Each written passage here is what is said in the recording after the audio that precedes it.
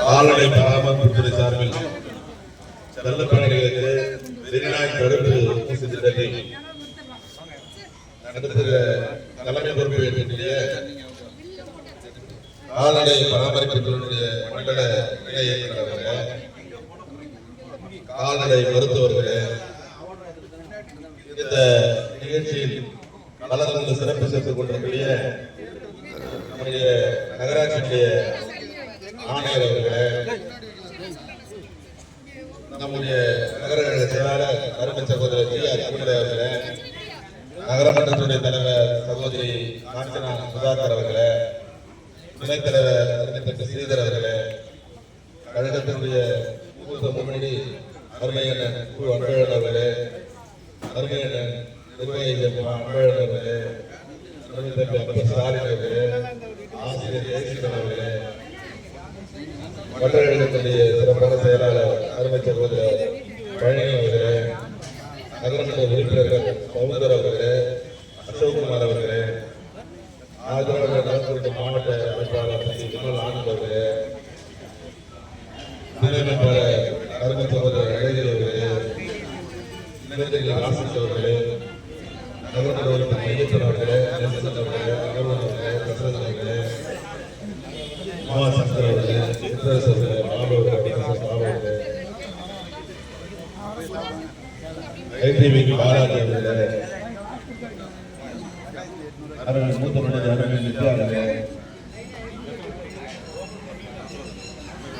அமைப்பாளர் தசரதன் அவர்களே, பிரபா அவர்களே, நிகழ்ச்சிகளை கலந்து கொண்டிருக்கிற அவர்களே, நிர்மலா அவர்களே, நிகழ்ச்சியில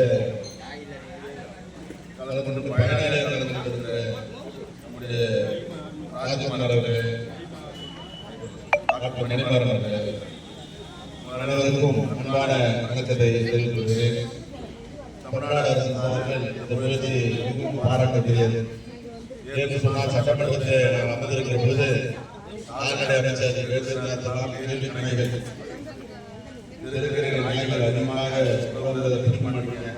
அது கடித்தால் எழுப்பி சொல்கிறது. இந்த நிலையை எப்போது போக்குகள் என்று கேள்வி நோக்கி பாய். ஆனால் அவர் இதற்கான முயற்சி எடுக்கிறேன், அதற்கான போடப்பட்டுதான் வருகிறது என்றெல்லாம் அவர் சொல்லிவிட நம்முடைய வெளியுறவு நடிகை கால்நடை அமைச்சர் அருமையான அனிதா ராதாகிருஷ்ணன் அவர்கள் நம்முடைய மாண்புமிகு முதலமைச்சருடைய கட்டளைக்கு ஆலோசனைக்கேற்ப இந்த நாடகம் நிகழ்ச்சியை ஏற்பாடு செய்திருக்கிறார். எனவே கால்நடையை பயன்படுத்துபவர்கள் இதன் மூலமாக தங்கள் வீடுகளில் இருக்கக்கூடிய செல்ல பிராணிகளுக்கு இந்த ஊசி தடுப்பதன் மூலமாக நோய் பரவாமல் தடுக்க முடியும், ஆபத்தை தடுக்க முடியும். வெளிநாய் அந்த நோய் மிக மிக கொடுமையானது. அப்படிப்பட்ட நிலையை வந்து தமிழக அரசு எடுத்துக்கிற முயற்சிக்கு அதுபோல நம்முடைய புதிதாக பொறுப்பேற்கக்கூடிய நகராட்சி கமிஷனர் அவர்கள் இந்த பகுதியில் வெறிநாய்களுக்கு பாதுகாப்பு அதற்கு கருத்தடை செய்கிறோம்.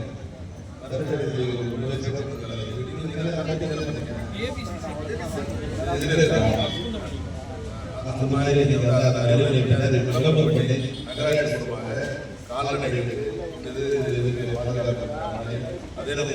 பொதுமக்கள் விழிப்புணர்வை நகராட்சி ஆணையர்கள் ஏற்படுத்த வேண்டும் என்று கால்நடைகள் வாயிலாதது அதை நம்ம வந்து முடியாது.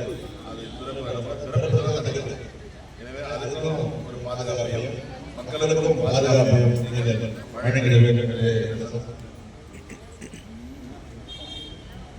நகராட்சி மூலமாக ப்ளூ கிராஸ் அமைப்பின் 1400 செல்லப்பிராணிகளுக்கு ஊசி போடுறாங்க.